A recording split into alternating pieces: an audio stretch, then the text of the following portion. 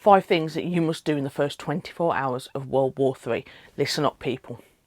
Your phone buzzes. Siren tears through the silence. And then every screen around you freezes and flashes with the same message. Nuclear strike detected. Seek shelter immediately.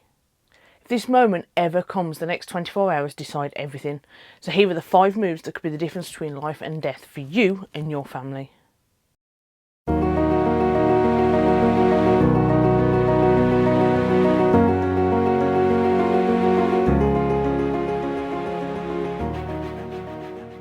So straight in then, guys, with number 1, don't freeze, control your mind. The most dangerous moment isn't going to be the blast, it's going to be the 5 seconds where your brain is going to refuse to believe any of this is real. I mean, let's face it, it's a bit out there, isn't it? Your instincts are going to scream, it's a glitch, it's a false alarm, just stay in bed, someone's messing with you, don't worry about it. But outside, you're going to start to hear doors slamming, people running around, footsteps, confusion, screaming perhaps, maybe cars crashing. Who knows? What you need to do is take one slow breath through your nose and say out loud in a flat, steady voice, alert received, details unknown, I need shelter. This one sentence, guys, is going to snap your brain straight out of panic mode. Number 2 then, get deep. You need to find real cover. If you're already indoors, move away from the windows. You need to get low. Get to the centre of the building. Bedrooms, closets, hallways, storage rooms are good. Basements are the best. Every step towards thicker walls buys you more survival time. If you're outside, don't stay exposed. Run for the nearest brick, stone or concrete structure. Not one of these prefab crap things. Glass buildings are also death traps. Inside, you need to aim for the middle or the lower floors. Your job is simple here, guys. Put distance and material between you and the outside world. Turn the room that you are in into your lifeboat. Number 3. Once the door closes behind you, that's it. You're not going to open it again. Now you need to build your shelter. You need to pick the room with the fewest windows.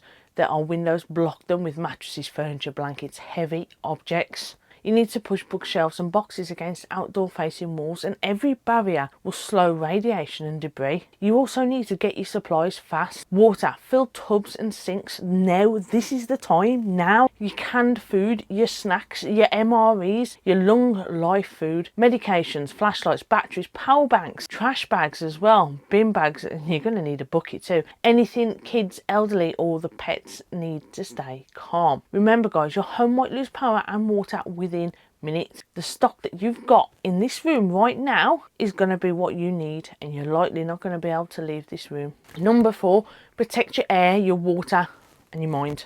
Now the threats you're facing are invisible. Air. Seal your windows with towels or clothes. Close vents as much as possible, but don't airtight the room. You still need to breathe. You need airflow, but not contamination. It's a tricky one. Water. This is your currency. Cover your filled tubs and sinks. Store your drinking water in bottles and ration immediately. Your target is 2 litres per adult per day. You don't even have to worry about washing right now. You might not have enough to do that. And information. Your phone is going to tempt you. Don't scroll. Don't waste your battery. In the first hours of disaster, misinformation spreads faster than radiation. Use only the official emergency alert, battery powered radios, local authorities, and check your phone once an hour, then turn it back off to save your battery, guys. Control the room and not the chaos outside. Inside your shelter, time distorts. Hunger is going to be noise, thirst becomes stress, and fear is going to turn into arguments with those you're in that room with. And this is where people are going to make fatal mistakes. You need to create a simple routine. One person handles news checks. One person manages food and water. One person keeps kids or the elderly calm. You need to have set eating times, set resting times, set update times. Structure is your weapon against panic. You may hear footsteps and knocks outside, people begging for help, people sharing rumours of safe towns or evacuation routes. But help in small ways if you can. But you do not leave your shelter based on hearsay.